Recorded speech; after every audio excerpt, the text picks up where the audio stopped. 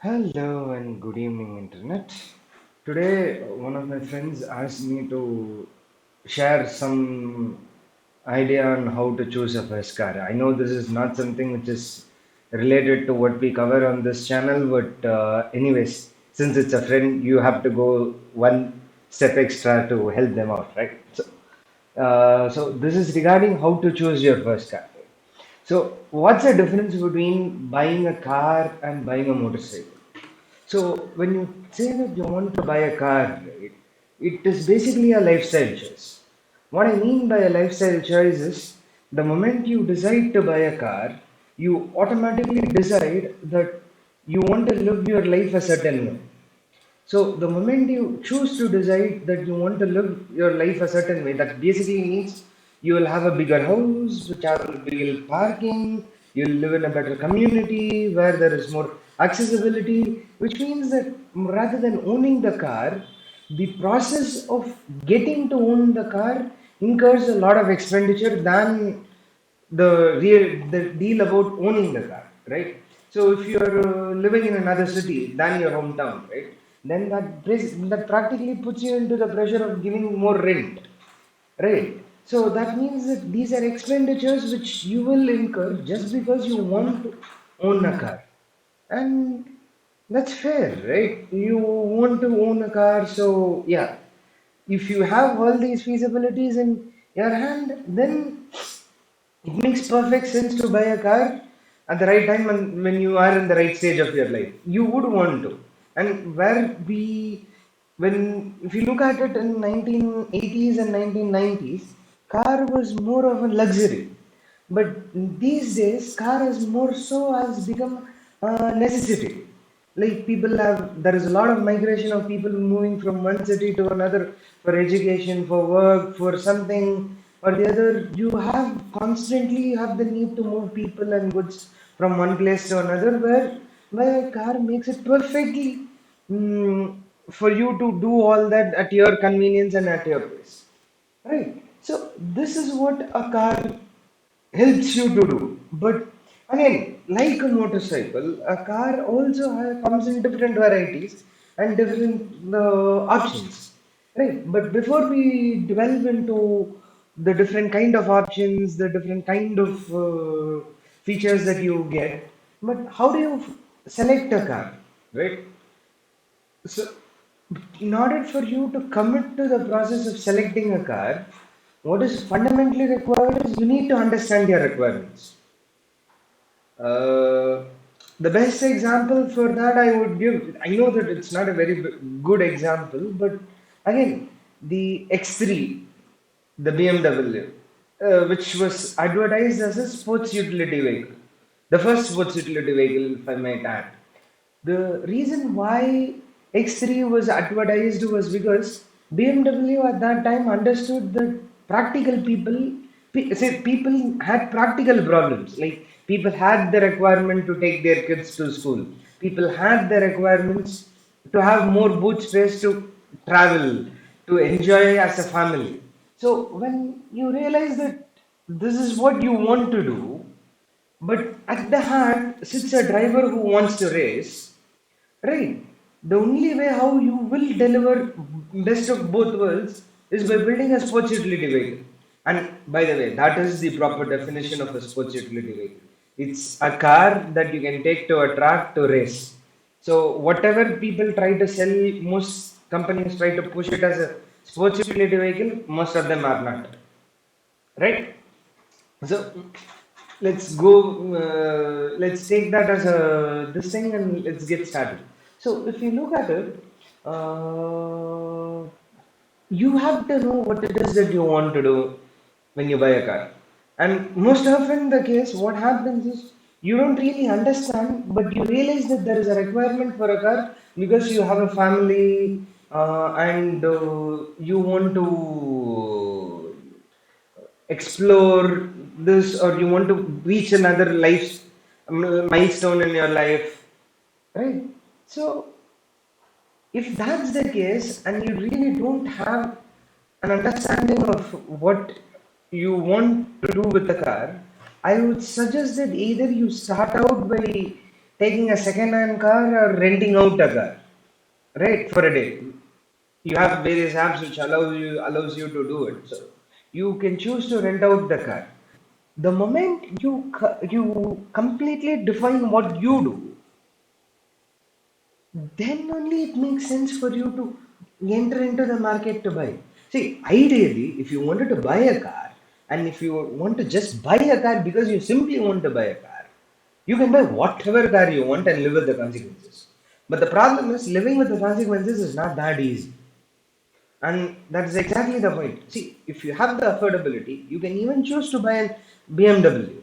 But the thing is, the moment you buy a BMW, what is going to happen is there's going to be a lot of maintenance because the benchmark itself is very different.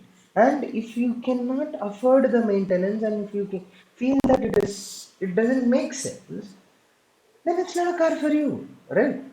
And the only way how you're going to know that is because you are not trying to understand yourself, and that is the most important thing about choosing a car. You choose a car for yourself, right? You don't choose a car because that is what is the best option that is available to you, even if it is a little bit above budget for a car. And if you think it's worth the investment, you can save, buy a bit later, but yes, you can definitely buy it. But again, buying a bit later these days, okay, let's not get into that. I have my own opinions on that, so let's not get into that. Okay, so first, you don't worry about all this. You start worrying about this. How comfortable are you driving manual in a traffic? How comfortable are you driving manual in a highway? What is the mileage that you want? And what is the type of fuel that you're looking for? Depending on the fuel, your number of charging points or your charge refilling stations change. If you choose to opt electric, I'm sorry to tell you, there's not much of availability for charging points between any two city that you will drive. So unless and until you know the maximum that you want to cover, and you put yourself into the bucket that this is what I will do, this is how I will do, you cannot choose a car. And that is why I keep insisting choosing a car is about understanding more about understanding yourself than about choosing the options. You will get all the options trimmed down the moment you understand yourself, right? So uh, for now, I'm thinking of stopping it over here, but depending on the follow-ups, I might choose to do a secondary video on this. But let me tell you in advance that I'm very opinionated on these things, and my best interest is to help you out to decide. But unfortunately, I cannot tell you what is the right car for you, and that is a choice that you have to make. And that completely depends on what you do. And it's okay, right? You get started with something and then your expectations change. You might want to change the car.